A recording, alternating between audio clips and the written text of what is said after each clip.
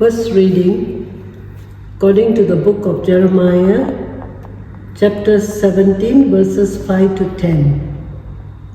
Thus says the Lord, cursed is the man who trusts in men and makes flesh his strength, whose heart turns away from the Lord. He is like a shrub in the desert and shall not see any good come. He shall dwell in the parched places of the wilderness, in an uninhabited salt land. Blessed is the man who trusts in the Lord, whose trust is the Lord. He is like a tree planted by water that sends out its roots by the stream, and does not fear when heat comes, for its leaves remain green, and is not anxious in the year of drought, for it does not cease to bear fruit. The heart is deceitful above all things and desperately sick. Who can understand it? I, the Lord, search the heart and test the mind to give every man according to his ways, according to the fruit of his deeds. Word of the Lord. Thanks be to God. Psalm reading. Blessed is the man who has placed his trust in the Lord. Blessed indeed is the man who follows not the counsel of the wicked, nor stands in the path with sinners, nor abide in the company of scorners, but whose delight is the law of the Lord, and who ponders his law day and night. Blessed is the man who has placed his trust in the Lord.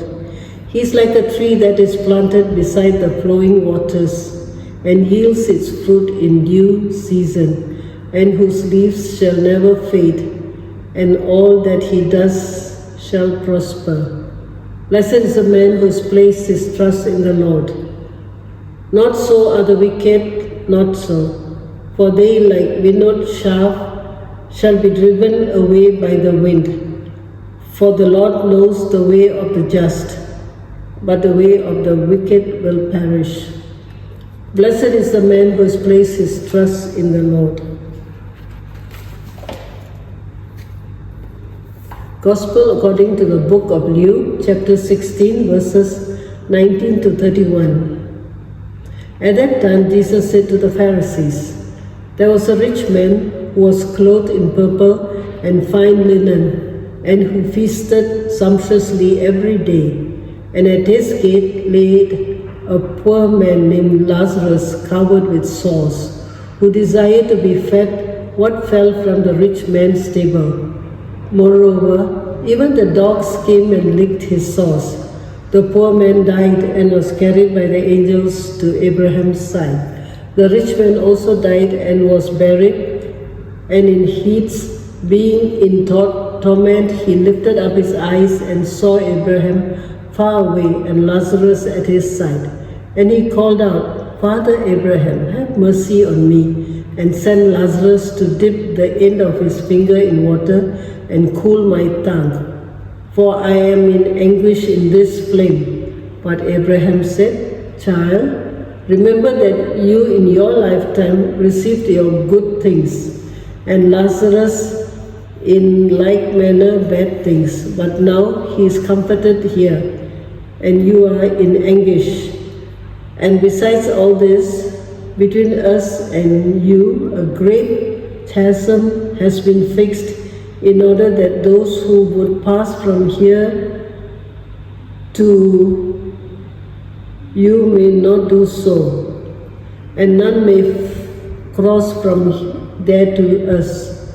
And he said, Then I beg you, Father, to send him to my father's house, for I have 5 brothers, so that he may warn them, lest they also come into this place of torment. But Abraham said, They have Moses and the prophets, let them hear them. And he said, No, Father Abraham, but if someone goes to them from the dead, they will repent. And he said to them, If they do not hear Moses and the prophets, neither will they be convinced if someone should rise from the dead.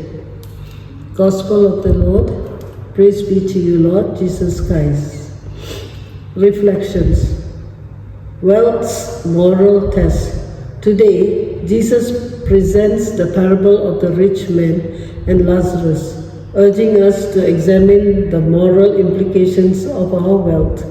The story challenges us to consider how we use our resources, emphasizing the importance of compassion and generosity towards those in need. Eternal perspective. Jesus highlights the eternal consequences of our choices, illustrating that our actions in this life carry significance beyond the earthly realm. The parable encourages us to prioritize spiritual values over worldly wealth, recognizing that our attitudes towards others, particularly those less fortunate, shape our destiny in the eternal perspective. Prayer of the day. Lord, open my eyes to the needs of others and teach me compassion and generosity.